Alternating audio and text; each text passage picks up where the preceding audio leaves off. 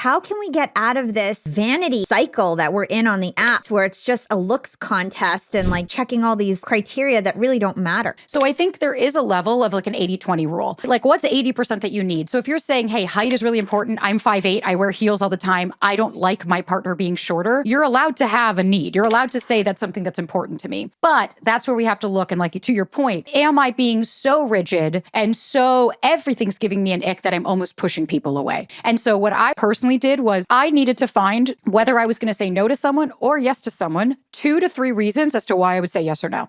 And I think what it comes to is that self-awareness of what is it that's a non-negotiable for me? You're allowed to have things that make you feel turned on by somebody. And so I think when it comes to apps, it's natural that it's going to be the average person makes their decision within 4 seconds. So you have all but seconds to decide if you want to see somebody. But I'd argue to say similar in person, right? So I think there is an element of reality that like, are there vibe checks? Like my partner's not my type. Not that he's not attractive. He's just not the same guy I always went for. Just because he's not my type, that's not enough of a reason for me to say no to this person. So I matched with him. Here's the thing. If you're unsure, do a FaceTime vibe check. If you're like, oh, he's a little short, but maybe he has a great personality, I'll do a FaceTime with him before I go out with him.